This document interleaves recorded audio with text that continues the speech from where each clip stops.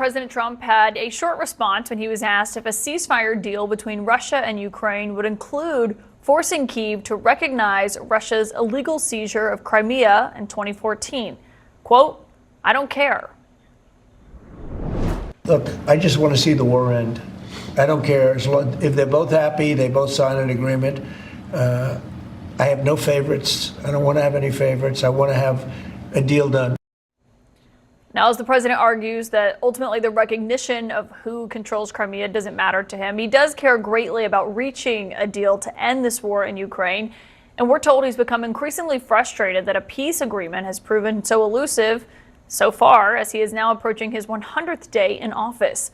The president told reporters today that he has no favorites when it comes to the outcome here, but he did also criticize President Zelensky for being what he said was more difficult to deal with than President Putin.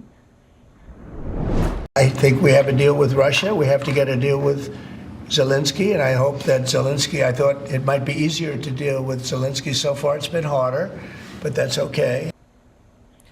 The president's special envoy, Steve Witkoff, who you see here, is also expected to meet one-on-one with the Russian leader for a second time this Friday. This comes as Russian missiles are still striking Kyiv and Ukraine's second largest city, Kharkiv, tonight. As my source to start us off this hour is Trump's former national security advisor, Ambassador John Bolton. And Ambassador, when you hear what the president said about not having favorites here, obviously you served as his national security advisor. I just wonder what you make of that. Well, of course he's got favorites, and his favorite is not Russia. His favorite is Vladimir Putin, whom he thinks is his friend. Trump has already made major concessions to the Russians. He has said weeks and months ago that he would not support Ukraine being restored to its full sovereignty and territorial integrity, which is a rejection of the U.S. position and the NATO position going back to February 24th, 2022, when the Russians invaded. Trump has said that Ukraine will never become a member of NATO, which is a rejection of the U.S. position since 2008, when George W. Bush first advocated it. He said that there will be no NATO security guarantees. This basically lays down central elements of what Russia already wants, and that has affected the negotiations, which, by the way, have been more about a ceasefire than a permanent peace settlement. A permanent deal is a long way away. But what do you make of everything you just laid out there? Still hasn't resulted in a ceasefire. Why do you think that is? Because that amounts to surrender for Ukraine. These are the Russian positions that then give them the basis, after they regroup and rebuild their army, for the third invasion of Ukraine, to finish what Putin and the Kremlin began back in 2005, announcing it publicly to the world that they were about recreating the Russian Empire. And that includes, critically, getting control of Ukraine. This Trump approach to Russia, I think, is a critical mistake for the United States. This will be one of the biggest reversals of policy in history. It will have ramifications for American national security all over the world. And as Trump says, he doesn't really care about it. He just wants to do it to get the war behind him. That's all he really cares about. What do you make of how it seems he's very frustrated that he's approaching 100 days in office and still there is no agreement, nothing? Well, in part because he doesn't understand what this war is all about. He has said several times, including in the State of the Union message, he thinks the war is senseless.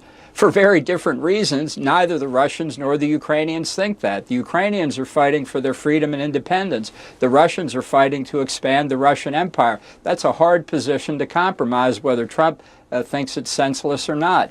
Anybody who understands this history would appreciate that this is going to be more difficult than Trump and Steve Witkoff think.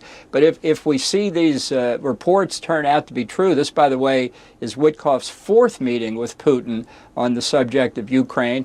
Witkoff has apparently been urging that sanctions against Russia, and particularly sanctions against the Nord Stream 2 pipeline, be revoked. This would be a huge further concession to Russia.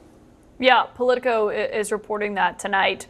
We haven't confirmed that yet, but as Steve Witkoff is on his way to meet with Putin on Friday in Russia, I want you to listen to what the vice president said about how ready the U.S. is basically to walk away from this.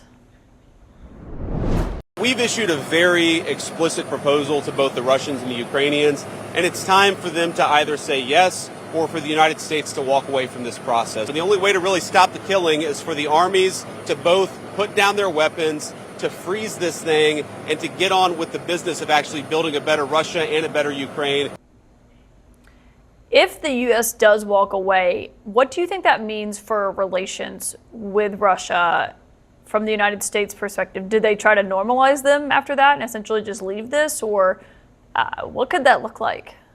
Yes, I think they leave Ukraine in the dust. When Vance says we're giving Russia and Ukraine terms that they should agree to, he's saying Ukraine should surrender 20% of its territory in response to 2 acts of unprovoked aggression over the last 10 years. This is a roadmap for Red China, Freudian slip, for People's Republic of China to go after Taiwan, to continue to go after the South China Sea, for Russia to take aggression action elsewhere in the territory of the former Soviet Union, and in fact, the license for rogue states around the world. It's not necessarily Trump's view, but I think it is Vance's view. This is a significant American retreat from responsibility for its own national security globally.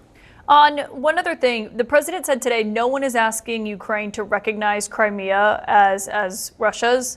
That was something that President Zelensky had said earlier was not going to happen. But the New York Times does report tonight that European officials who have seen this proposed agreement say the U.S. would recognize Crimea as that. And the New York Times pointed out that when Secretary of State Marco Rubio was a senator, he co-sponsored an amendment to block the U.S. from ever recognizing any Russian claim of sovereignty over parts of Ukraine that it has seized. Yeah, well, Rubio was right the first time. If we recognize the Russian seizure of the Crimea and the annexation is legal, it would not only be contrary to American national security interest, it would be a mark of shame on the administration, on Trump, on Vance, on everybody in the administration who supported it. And it would be an open license for other countries to take aggressive action. I don't think people are focused enough on how the rest of the world will read this.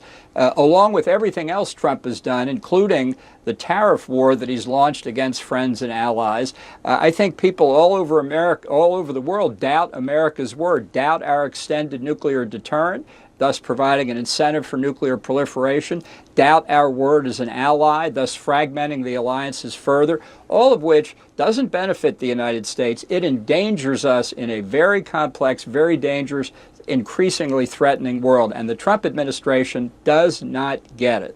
Ambassador John Bolton, thank you for your time tonight.